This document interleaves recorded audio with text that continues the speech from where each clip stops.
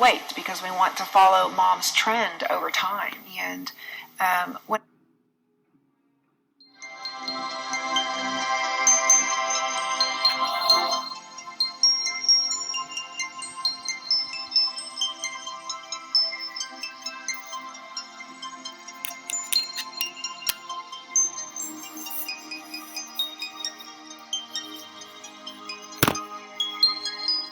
So prenatal care is care that is designed for a woman once she discovers she's pregnant and enters into the pregnancy to help optimize both the health and well-being of the baby, but also the mother.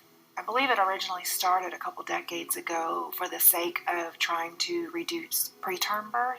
The findings have just been really promising in that it just helps, moms and babies across the board in all areas of their health.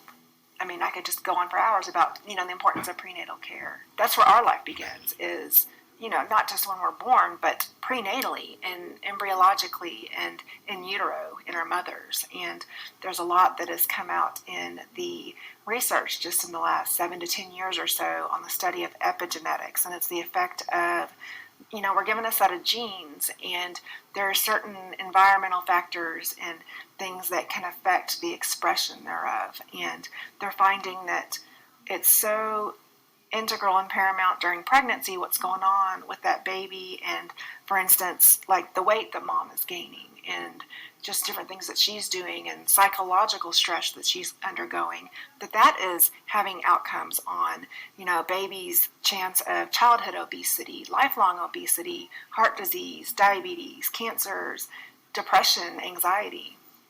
It can be kind of daunting to think about that, but then again, it just gives us the opportunity to realize, wow, this is such an important time period, both for mom and baby.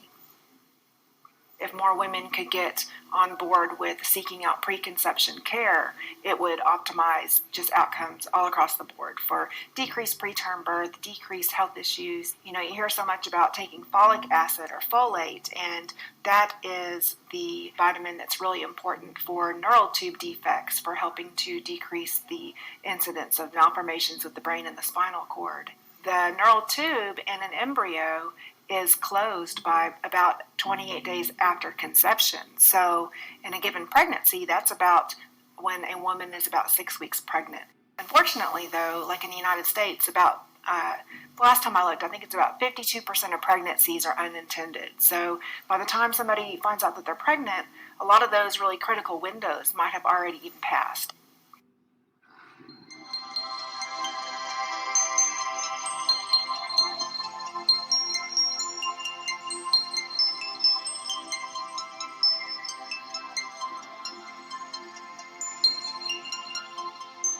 Pregnancy dating is kind of confusing because by the time a woman realizes that she's pregnant, she's already like 4 weeks pregnant. And it's actually based off of the first day of a woman's normal last menstrual cycle.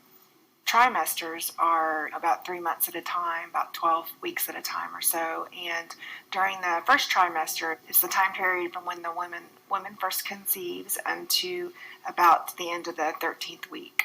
And they start the second trimester around 14 weeks onward. Some sources say 13 weeks onward, but it's the 13 to 14 week mark. And second trimester carries them till about the end of 27 weeks, and then third trimester is 20 weeks onward until delivery.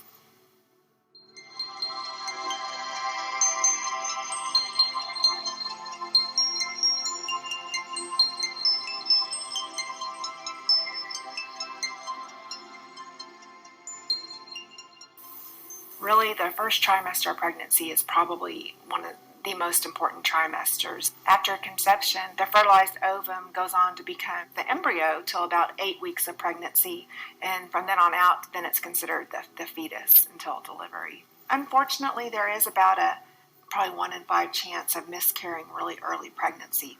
First trimester prenatal care, it's composed of hopefully getting someone in as soon as possible. Some providers, they may not even bring a woman into their practice until 10 to 12 weeks of pregnancy, until that pregnancy is really established and on its way.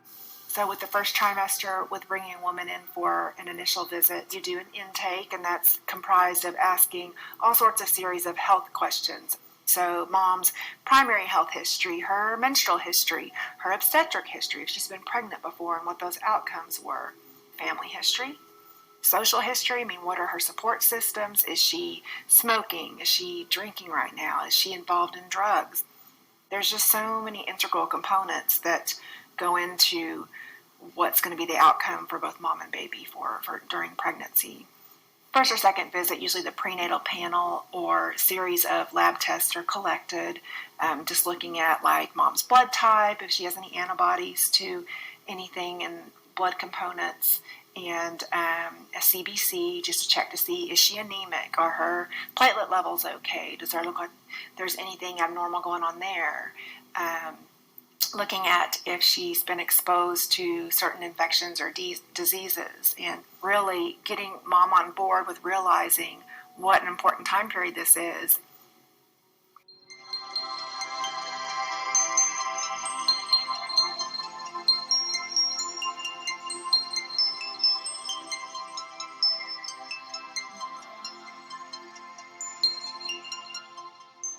Second trimester, that's like the 13, 14 week mark on through up to about 27 completed weeks. And, you know, it's just really more of the same, just continuing with positive lifestyle choices, staying on top of trying to eat as healthy as possible and trying to stay active as well, just to keep the metabolism in check. And most all women in pregnancy are somewhat insulin resistant, which that's the precursor to diabetes. And so usually a good rule of thumb is just go ahead and eat like a diabetic should be eating, just low glycemic and then also high protein. And in doing so by minimizing starches and sugars, that really does set mom's metabolism up to be able to handle the pregnancy and do as well as possible, but also that baby whose metabolism is being programmed at the very time that they're in utero.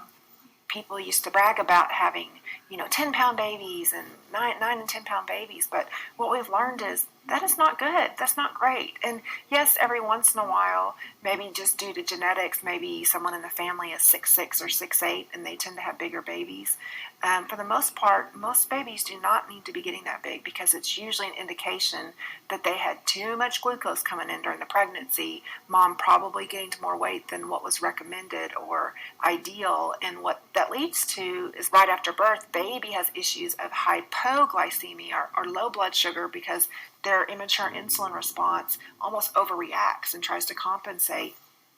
Usually by the end of the second trimester, about that time period, if a woman happens to be Rh negative, that's when they are offered and strongly encouraged to take the shot Rogam to help minimize the issue of Rh incompatibility. If there's a chance her baby could be an Rh positive baby because there's an immunologic response where the maternal system actually can attack the baby's positive blood type and lead to a real serious condition. So that's usually like the main parameter with into the second trimester. And then the glucose tolerance screen or glucose challenge test is done around 26 to 28 weeks as well to screen for gestational diabetes.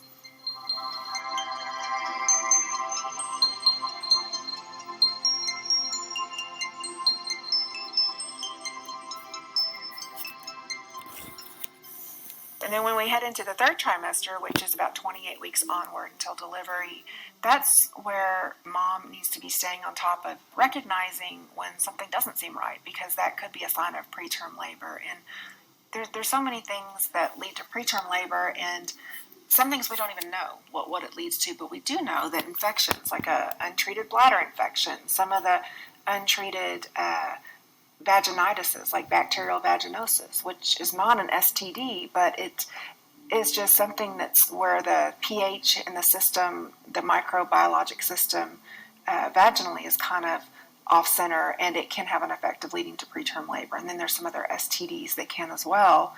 And if mom is overworking herself or has too much stress or is accruing inflammation somehow, whether it be stress or sometimes if somebody gets sick or they start having a stomach virus, that can even lead somebody into preterm labor.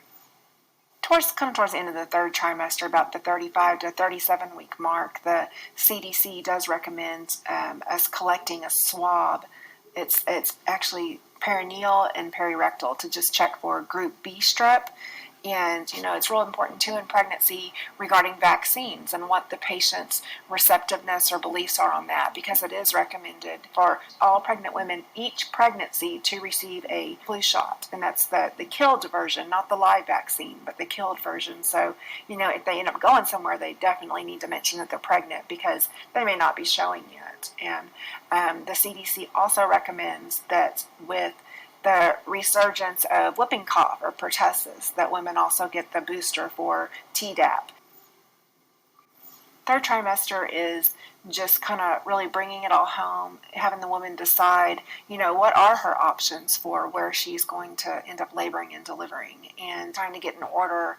Does she have health coverage, and what is it, and what do they provide for, and what is she able to pay out of pocket? Because there are many options, and a lot of times women are not aware that there are other options besides just the hospital route. And just really coming together with, are they preferring a natural labor? Because it's real hard to just walk into labor at the time of and think you're going to have a natural labor, because there's a certain degree of unlearning of all the fear that has kind of gone into driving the whole concept of childbirth in this country. And it's completely doable, but a person really needs to be, mentally and emotionally prepared for that.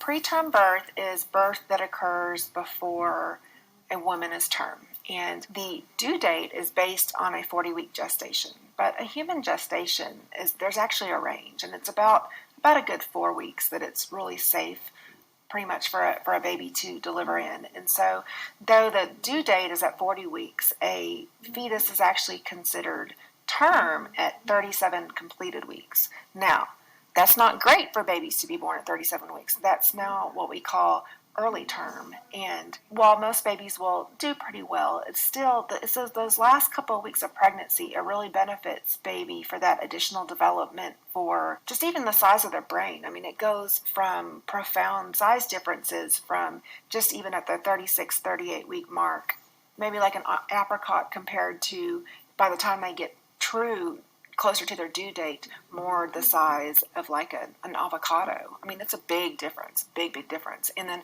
babies' tendency to have an effective latch for breastfeeding, that it's really integral to try to really get up to that 38-week mark, and even closer to 40 weeks, just so babies can get enough of the actual fat content that they need.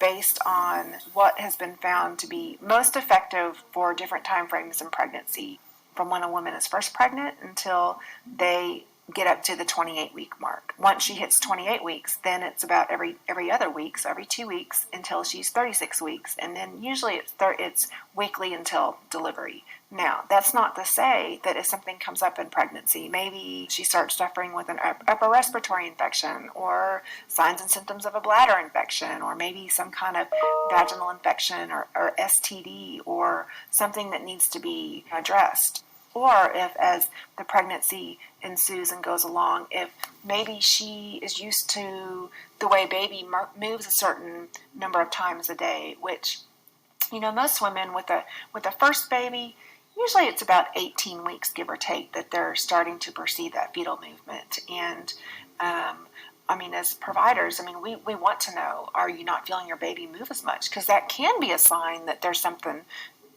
concerning going on with baby. And interestingly, if we allow ourselves to get too dehydrated, if it's been several hours since we've eaten, even sometimes when mom's a little under the weather, babies just tend to not move as much. They don't have the energy and the as much of the stores coming in. And a baby will take from the mother's system, and that's why another reason it's so important for mom to be eating healthy, because mom's system can really get depleted of of nourishment, and she can become malnourished during the pregnancy, just not from not eating